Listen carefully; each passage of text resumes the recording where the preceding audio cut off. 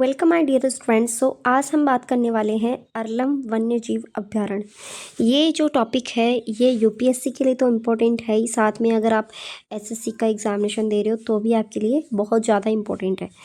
हम बात करने वाले हैं अरलम वन्यजीव अभयारण्य। फर्स्ट ऑफ ऑल, अरलम जो वन्यजीव अभयारण्य को आधिकारिक तौर पर अरलम तितली अभयारण्य घोषित कर दिया गया है, इसीलिए ये अभी चर्चा में है।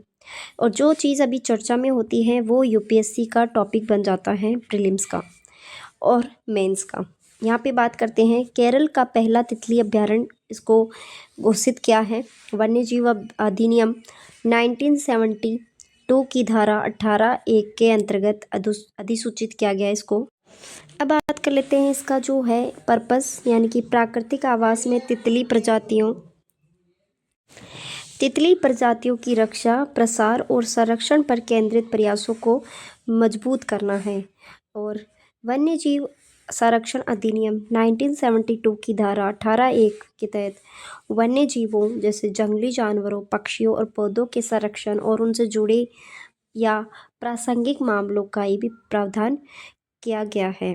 यहाँ पर नेक्स्ट है 18 जो धारा है वो क्या कहती है, राज्य सरकार किसी भी क्षेत्र को अभयारण्य गठित कर सकती है। इसका कारण यहाँ पे देख लेते हैं, वन्य जीवों का संरक्षण, संवर्धन जो है वो विकास करना। विशेषताएं की बात करें तो क्षेत्र का पारिस्थितिक, वनस्पति संबंधित, भू आकृति संबंधी, प्राकृतिक और प्राणी संबंधी महत्व अनिवार्य होना चाहिए। शर्त यह है कि आरक्षित वन या प्रादेशिक जल में स्थित क्षेत्र के अधिसूचित किया जा सकता है।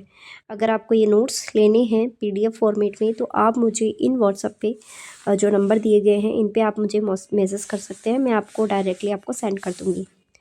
यहाँ पे अगर भौगोलिक स्थिति के बारे में देखें तो केरल के कन्नूर जिले में 55 वर्ग किलोमीटर में विस्तार है। सीमाएँ की बात करें तो कर्नाटक के ब्रह्मगिरी वन्यजीव अभयारण्य, कोटियूर और वन्यजीव अभयारण्य और उत्तर में यानी कि उत्तरी वायनाड वन्य जो प्रभाग में, और यहाँ पर चिकन्नी नदी का है ब्रह्मगिरी पर्वतमाला से निकलती है। यहाँ पे इसका जो पारिस्थितिक महत्व क्या है, पारिस्थितिकी महत्व, इसके बारे में भी हम चर्चा कर लेते हैं।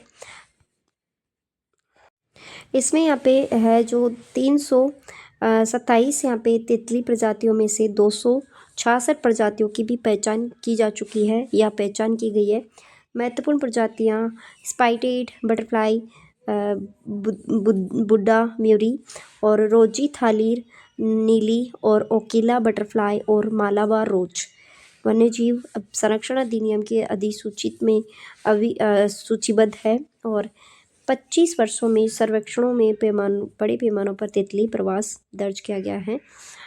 अगर आपको ये टॉपिक अच्छा लगा है, मेरी मेहनत आपको पसंद आ रही है तो प्लीज़ लाइक शेयर सब्सक्राइब ज़रूर करें। और जो स्टूडेंट्स यहाँ पे लाइक और शेयर सब्सक्राइब करेंगे उनको मैं यहाँ पे नोट्स प्रोवाइड करवा रही हूँ पीडीएफ में।